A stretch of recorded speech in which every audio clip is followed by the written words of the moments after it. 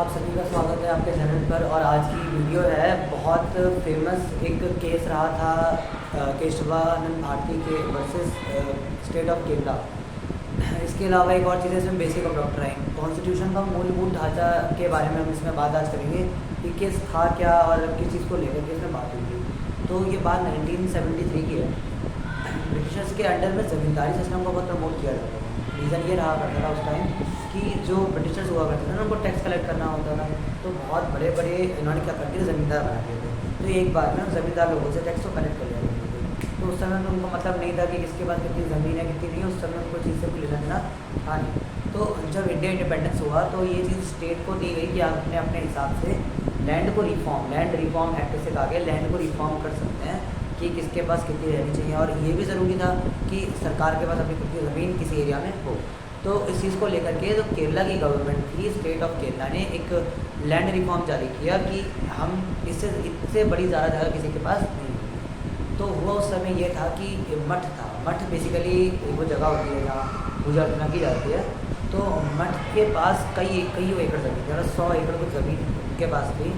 तो वो ये कहा करते थे कि हमारे यहाँ में मतलब पूजा अर्चना भी होती है, हवन भी होता है, कुछ में हमारे यहाँ खाना वाना भी बनता है, कई में इसमें मेला भी लगता है। तो बहुत बड़ी जगह जो है वो उसमें उनके काम की चीज़ है। तो आर्टिकल में 24 और 25 और 26 ये दो आर्टिकल जो है वो आपके हैं, तो कन्फर्म कीजिएगा 24, 25 या 25 आपको फ्रीडम के बारे में दिया गया है। आपको फ्रीडम, तो फ्रीडम को लेकर के जो है तो फ्रीडम ऑफ एक तो इंडिविजुअल रिलीजन है कि एक अकेला इंसान अपना धर्म फॉलो कर सकता है, और जो दूसरा वाला है उसके जस्ट बाद वाला वो एक प्रॉपर एक पूरे ग्रुप को आप एक ग्रुप में जो है वो रिलीजन को फॉलो कर सकते हैं। तो केशवानंद भारती जो है वो इस चीज़ के खिलाफ, जब केरला ने लैंड रिफॉर्म करना स्टार्ट किया तो केशवानंद भारती ने सुप्रीम कोर्ट में जो केरला का रिफॉर्म एक्ट था उसके खिलाफ याचिका दायर की। एक याचिका वो दायर करते हैं और ये होता है वहाँ पर डिसाइड कि वो आर्टिकल 25 को या फर्स्ट वाले को नहीं, सेकंड वाले को लेकर के वो सुप्रीम कोर्ट जाते हैं कि हमारा पूरा ग्रुप है, ऐसा नहीं कि एक अकेले के लिए ये हो रहा है, ये पूरे ग्रुप के लिए हो रहा है,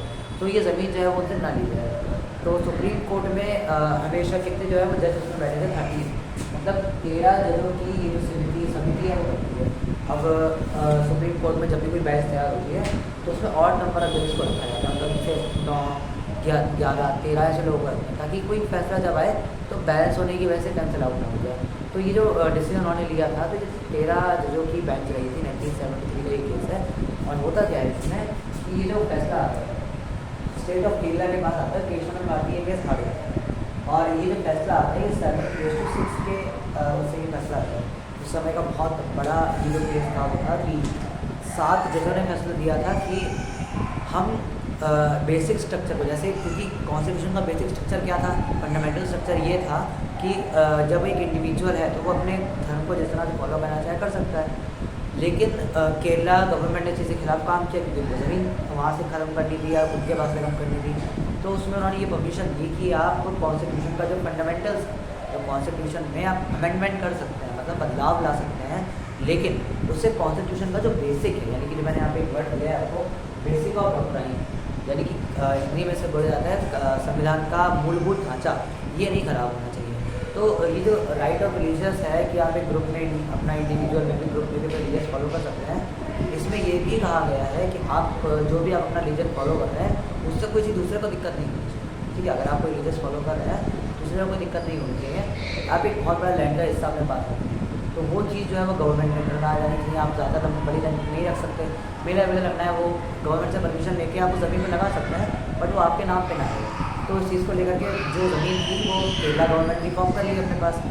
लेकिन जो मेन चीज़ ये थी कि ये केस इसलिए काफ़ी ज़्यादा इंपॉर्टेंट हो गया था क्योंकि जो केशवानंद भारती थे उन्होंने जिस आर्टिकल का सहारा उन्होंने लिया था वो आर्टिकल काफ़ी हद तक सही था और उस आर्टिकल के अकॉर्डिंग वो ज़मीन जानी भी नहीं चाहिए थी। लेकिन फिर सुप्रीम कोर्ट ने जब फैसला दिया कि आप अपने बेसिक में चेंजेस आप अपनी कर सकते हैं, तो फिर ये चीज़ उस चीज़ से क्लियर हो गई कि जब आप चेंजेस कर सकते हैं तो फिर ये केस अपना जो है वो केरला गवर्नमेंट जीत जाती है। उसके बाद से लेकर के आज का दिन है वो जो 1973 के बाद बेसिक स्ट्रक्चर ना ही रहे, तो फंडामेंटल राइट्स वाइज जो है बस वो बने रहे। उसके अलावा तो आप कुछ भी जो है वो चेंजेस आप उसमें कर सकते हैं, बस जो कॉन्स्टिट्यूशन है वो नहीं चेंज करना चाहिए। ठीक है, तो केशवानंद भारती केस के बारे में इतना ही, और मैं होप करता हूँ कि आपको चीज़ थैंक यू।